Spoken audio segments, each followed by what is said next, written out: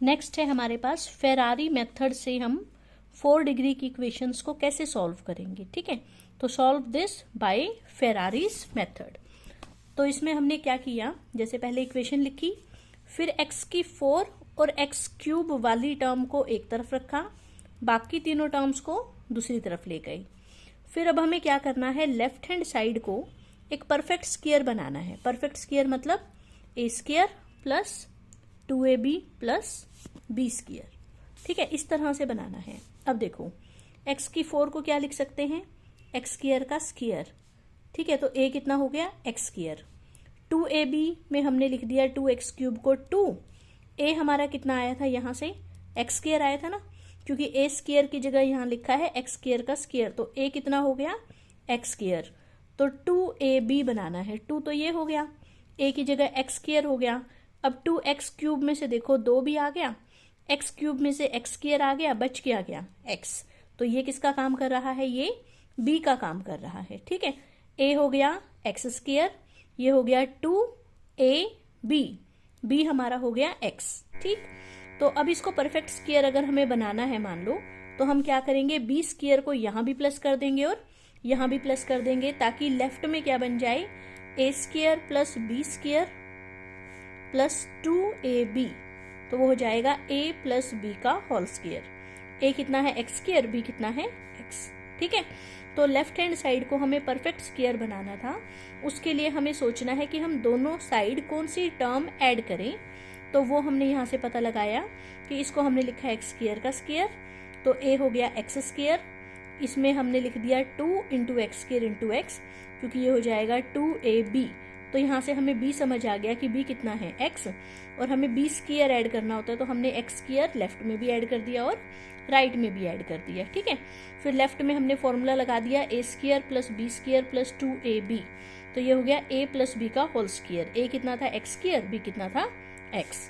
Right में क्या हो गया, x square plus 7x square 8x square plus 8x minus 12। ठीक है, इतना करने के बाद अब हम x square plus x plus lambda का होल स्क्वायर खोलेंगे। ठीक है, जिसमें कि ये एक तरह से a हो गया, ये हमारा b हो गया, तो हम a प्लस b के होल स्क्वायर का फॉर्मूला खोल रहे हैं, तो ये हो गया a square plus b square plus 2ab। ठीक, जिसमें से कि इसकी वैल्यू, ये वाली जो वैल्यू थी यहाँ हम उठा के पुट कर देंगे। ठीक है, तो इसकी वैल्यू थी 8x square plus 8x minus 12, वो हमने यहाँ पर पुट कर दी। इसको सारे को खोल दिया, ये आ गया, ये ऐसे कैसा। फिर एक्स स्क्वायर वाली टर्म्स इकट्ठी कर दी, फिर एक्स वाली टर्म्स कंबाइंड कर दी, और फिर कांस्टेंट टर्म अलग से कर दी।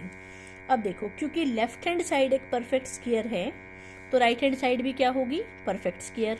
अब राइट हैंड साइड एक 2 डिग्री की इक्वेशन है एक्स के अंदर। ठीक है, और हमने 10th क्लास में पढ़ा था कि सपोज कोई 2 डिग्री की इक्वेशन है, तो उसकी जो ये पोलिनोमियल है, ये परफेक्ट स्क्वायर कब होती थी, when b square minus 4ac is equal to 0। ठीक है, अगर b स्क्वायर माइनस 4ac इसमें 0 हो, तो लेफ्ट हैंड साइड एक परफेक्ट स्क्वायर टाइप की दिखाई देती थी। तो 2 डिग्री की इक्वेशन परफेक्ट स्क्वायर कब होगी, जब उसमें b स्क्वायर माइनस 4ac 0 होगा।